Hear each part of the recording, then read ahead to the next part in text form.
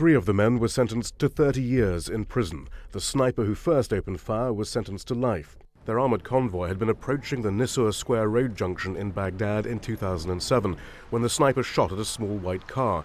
He killed the occupants, an Iraqi medical student and his mother. The car was then blown up. In the meantime, the others in the convoy opened fire with their machine guns and grenade launchers. 17 people were killed. Several had been shot in the back. Some 20 were seriously injured. All those killed were civilians. The 4 men say that they were acting in self-defense and have expressed no remorse or acceptance of responsibility. At any other point in history, these men would be held up as heroes, but instead they're being imprisoned to what amounts to life sentences for defending themselves and their teammates in the most dangerous place on earth.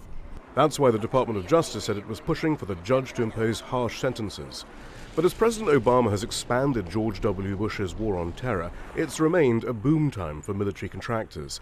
Those sentenced on Monday worked for Blackwater, a company now called Academy, which along with its subsidiaries is estimated by a Huffington Post study to have received over $1 billion in contracts from the State Department alone since the shooting, though record-keeping is murky.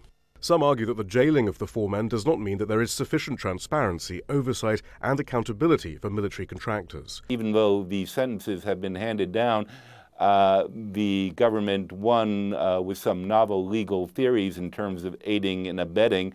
They didn't actually prove their case in terms of individual culpability, and it's quite likely that might be challenged in an appeal. And the 4 men have appealed their convictions. Shihab, Rattansi, Al Jazeera, Washington.